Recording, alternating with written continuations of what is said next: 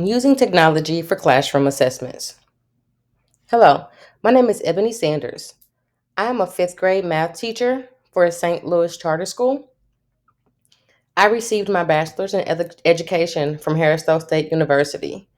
I'm currently pursuing a master's degree in instructional design and technology to learn different strategies and techniques to make learning more engaging for my students.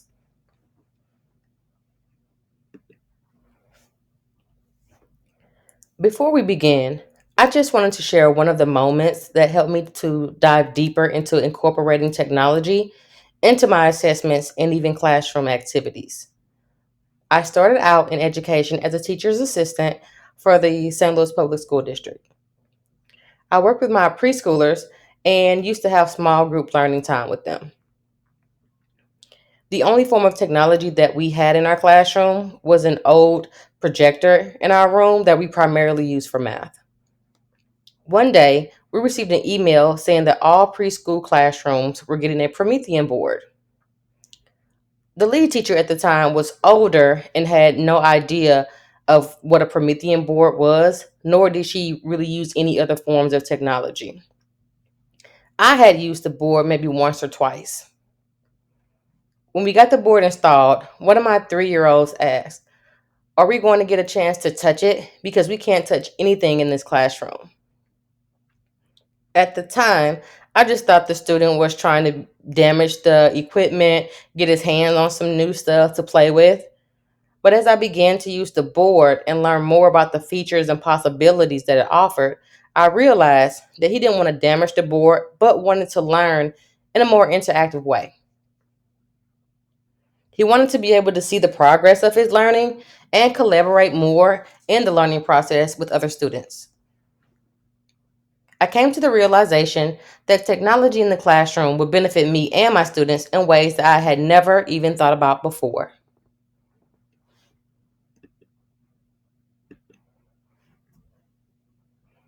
The primary role of assessments in the classroom.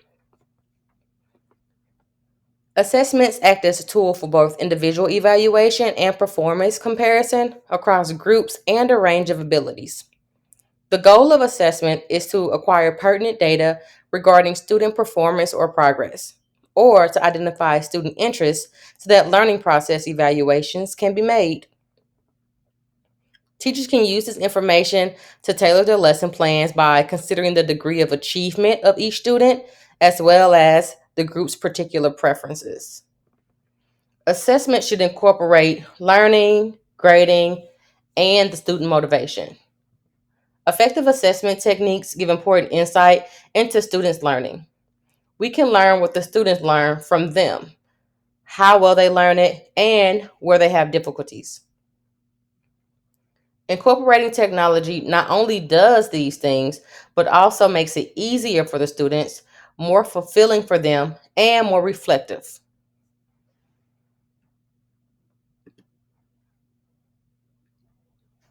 How technology transforms assessments. In many respects, technology may help us rethink and redefine evaluation. For students who are creating goods using mobile devices to conduct experiments or changing simulation variables, these technologies can offer discrete measurements.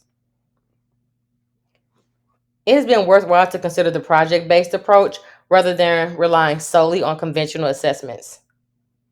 These are effective because they make the task less intimidating for the students and enable them to come up with original ideas for how to use or focus on the assignment. Additionally, there are chances for cooperation and group projects along with this.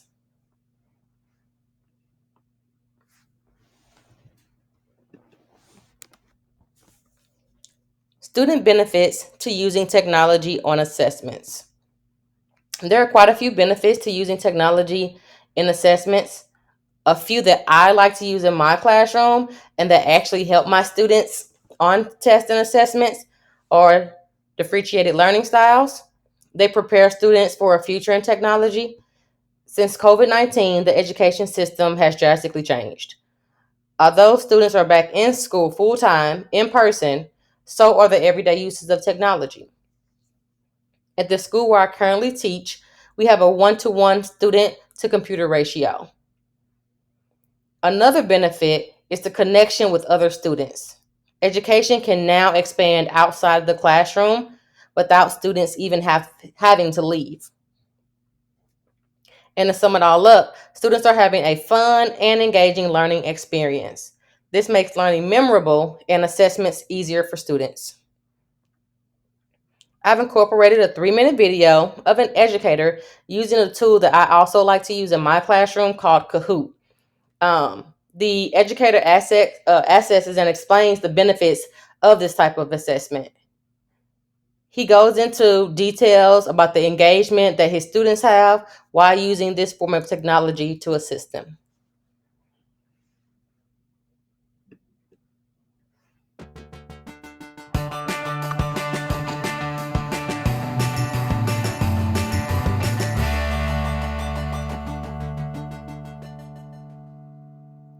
What will be the result of the picture? Here comes the picture.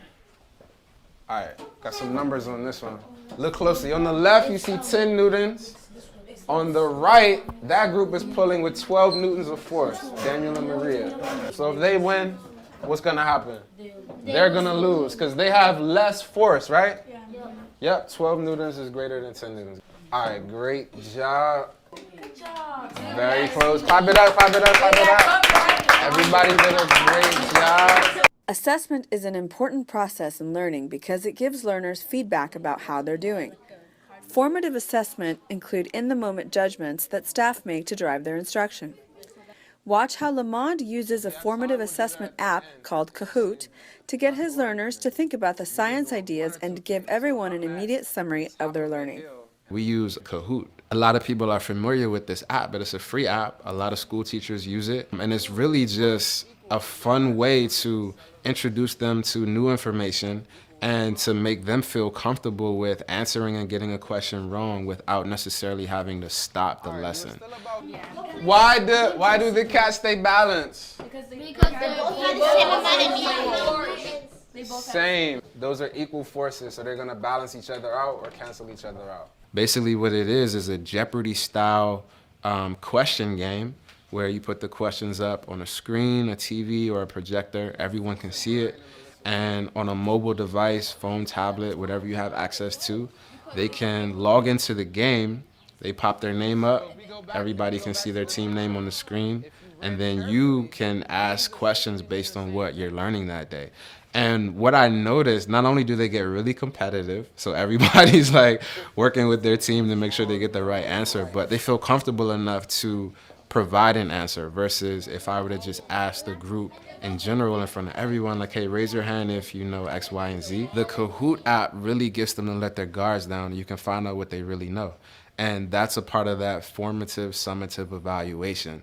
And I know that teachers understand how important those words are, right? Because you want to know what the lesson actually did, because you can find out, okay, what they learned before we started and what did they get from the lesson. Because now, once you have that information, not only can you make it more impactful for other learners that you work with, but the next time you work with that group, you can say, okay, well, we learned this, and you can continue to build a more solid foundation using what they're giving you.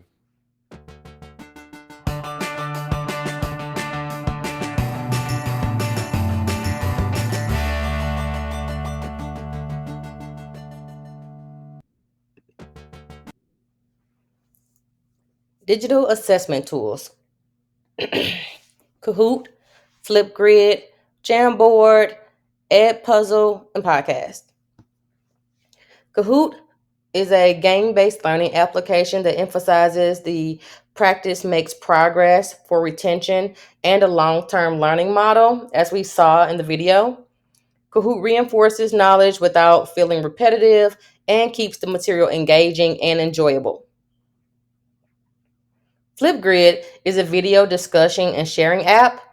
Maximizing student talking time, or STT, seeks to enhance students' learning. Videos are used as the main teaching tool for students in order to achieve it.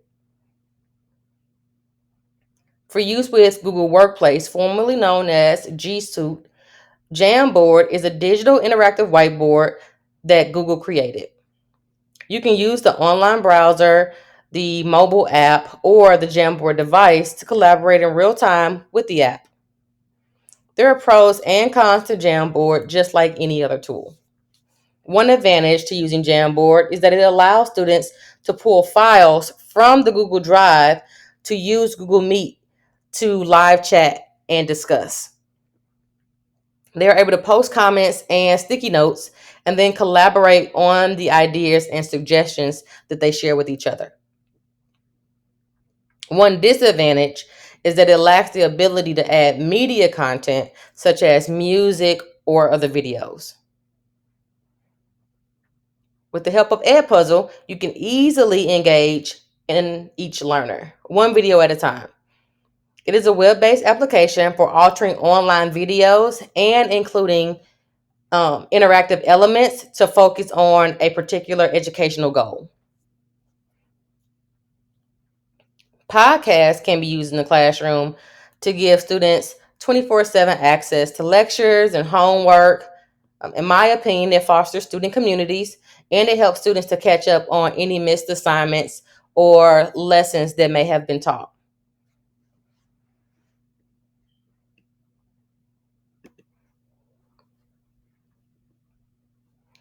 How do I assess my students using technology? So there are 4 different ways, or there's a 4-step process that I like to use to assess my students. The discovery phase's goal is to gain a thorough understanding of your current situation, the issue you're trying to solve, and the people you're solving the issue for. Here are a few things to think about when you're in the discovery phase. What information is relevant?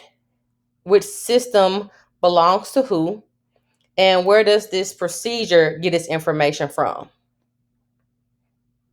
The next step to examine or analyze the precise functionality you have on hand and how it is currently being used with assessments.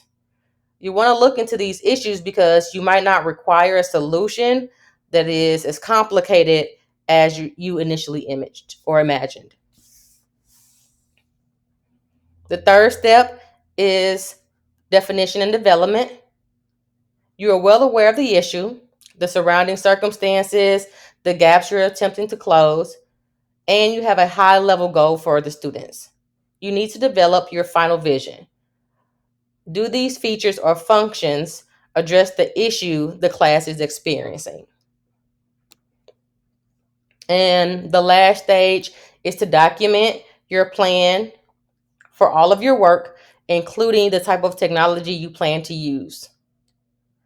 Your finished document should contain a general overview, a clear statement of the problem you are fixing, and a request you are making, the implementation and development with complete specifics. When you're creating this document, you want to remember to always be adaptable.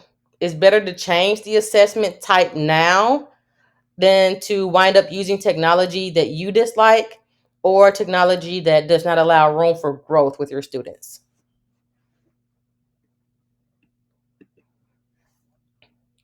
In closing, technology offers the chance for assessments to be integrated into the learning process with corresponding adjustments as teaching and learning become more learner-centric. Digital technology also offers opportunities for teaching and learning to shift their emphasis from rote memorization to critical thinking.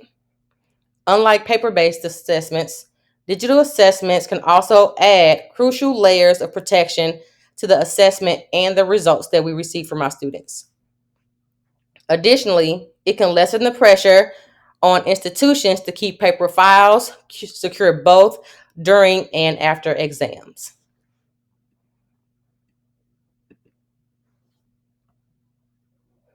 If you're in need for some additional resources, I have created a board on Pinterest. Please feel free to use the link to find any resources that may be available to you. Also, a resource that I like to use is integrating technology, formative assessment tools, and alternative assessment ideas. Thank you so much for joining me. I am happy that you were here and able to hear my presentation today. Have a great day.